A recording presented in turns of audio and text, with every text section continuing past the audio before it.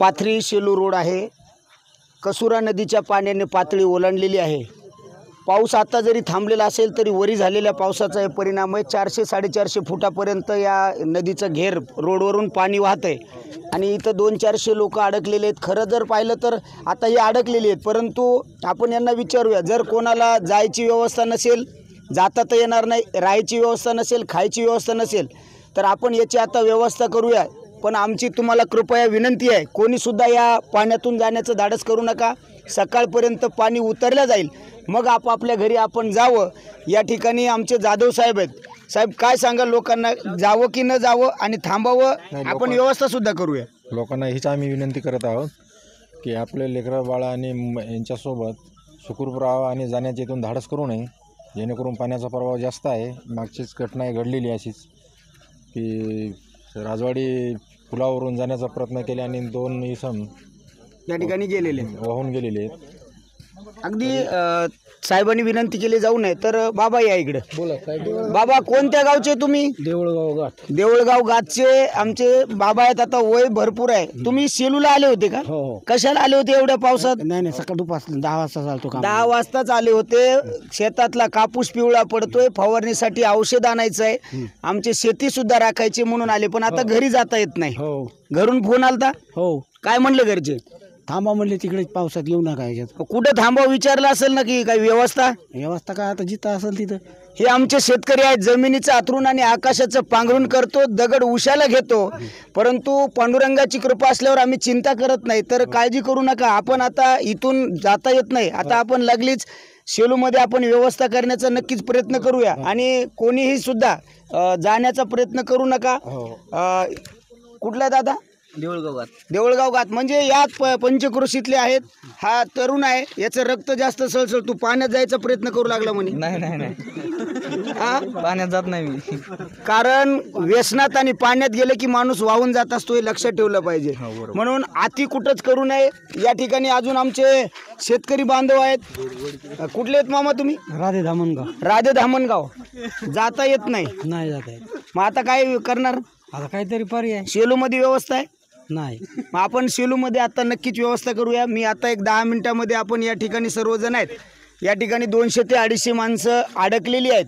खरं तर प्रशासनाने 2 गोष्टी लक्षात घेतल्या पाहिजे. एक तर याची हाईट वाढवली पाहिजे, सगळ्यात महत्त्वाचं आहे. आणि दुसरी गोष्ट, तुम्हाला ही हाईट वाढवता येत नसेल तर कमीत कमी ही जी माणसं, गोरगरीब माणसं, ही गावाकडून घराकडे जाणारे तालुक्यातून, तर यांची राहण्याची, जेवणाची कधीतरी विचार केला पाहिजे. नुसतं मतदान मागायला येणारी राज्यकर्त्याचा आला का आपल्याला फोन?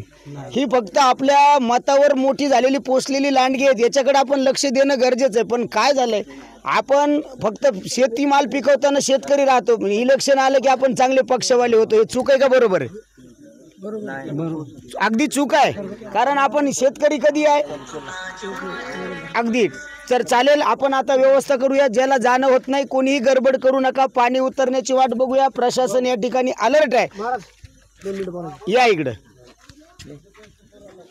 तुम्ही सांगितलं नाव सांगा मला तुमचं. गजेंद्र साखरे, देऊळगाव घाट. अगदी.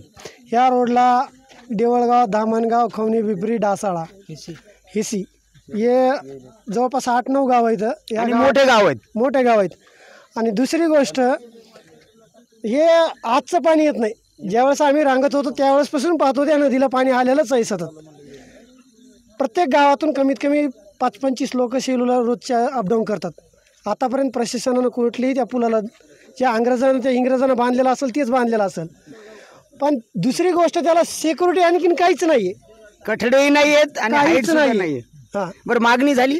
मागणी केलेली आहे. मागणी कोणी केली, कधी केली का केलीच नाही? आता जे पुढारी काही 5-50 मलाही भेटली ते गायब झाली. काय ह्या संतप्त भावना आहेत. बरोबर आहे. त्यांचे कठडे सुद्धा नाही आहेत. ही शोकांतिक आहे. कोणाला पायी जरी जायचं असलं तर त्याला काय, कोणत्या भरोश्यावर जायचं तेच कळणार. अगदी. आता आपण तहसीलदार साहेबाला इथं फोन लावणार आहेत, त्यांना इथं बोलून घेऊ आपण. दुसरी गोष्ट, आता इथं आहेत म्हणून आपण शेलूला जाऊ शकतो, पण इमर्जन्सी गावामध्ये कोणाचं जर काही दुखण्याचं असलं, डिलिव्हरीचं जर असलं, तर याचं काय प्रशासन करणार आहे? आणि याला जबाबदार कोण आहे? कोण जबाबदार आहे? आज हे पालकमंत्र्याचं तालुका आहे. पालकमंत्री असून इथं जर मुख्यमंत्र्याच्या जवळच्या असून इथं जर 5 किलोमीटर त्याची सोय होत नसेल. अगदी अगदी काय आहे माहिती आहे का, याला सगळेच राजकारणी जबाबदार आहेत. सगळ्यांनी सत्तेत आणि विरोधक, कारण हे सगळे मलिदा खाऊन मोकळे झालेले असतात. त्यामुळे आपण पर्टिक्युलर कोणाचं नाव घेण्यापेक्षा यांनी ते काम करणं गरजेचं आहे. पण मंत्रीपद नसताना हे सांगतात आम्हाला काम करायला अडचण येते, पण मंत्रीपद असल्यावर तुम्ही एक सही मारली की 5 मिनिटात मोदीची सभा असते, ते फुलं आपल्याला याच्यासाठी समजा आपण भविष्यात एखादं आंदोलन उभा केलं तर किती लोक येणार आहेत, हा महत्वाचा प्रश्न आहे. पहिली कारण गोष्ट आपल्याला अडचण आल्यावरच आपल्याला कळतंय, पण जेव्हा आपण तिथं रस्त्यावर यायचं त्यावेळेस किती लोक येणार आहेत. जर येत असाल तर उद्या परवा 2 दिवसात आपण तहसीलवर जाऊया. येणार का कोणी सगळेजण? बिलकुल सर, तुमच्या यावंच जीवनात- लागणार आहे. आता तुम्ही म्हणतात शेलूच्या खाल्ला कोणी येणार नाही, पण कदम सरला मला तर येणंच भाग आहे, कारण की आम्हाला जायचं इथून नाही, रोज. माझं म्हणणं आहे असं म्हणतात ज्याची जळती त्यालाच कळती, कळती. पण जळणाऱ्याला सुद्धा कळणं हे वस्तुस्थिती आहे. म्हणजे तेवढं आहे. हे सुद्धा आम्हाला म्हणायचं, कारण मी या रस्त्यावरून आज कीर्तनाला जातोय, माझं एक कीर्तन कॅन्सल झालं, माझं एवढंच नुकसान आहे, परंतु तुमच्यापासून तुमचं कुटुंब लांब आहे, ही खंत मनात आहे. आज कीर्तनाला जाणं होणार नाही याचं दुःख आहे, परंतु माझ्या समाज बांधवाला आम्ही आता यांच्या राहण्याची आणि जेवणाची व्यवस्था करू शकू, याचं समाधान मात्र नक्की राहील. कोणीही जाण्याची घाई करू नका, आपण या ठिकाणी व्यवस्था करण्याचा प्रयत्न करूया, तुर्तासा थांबूया. सर काय म्हणाल?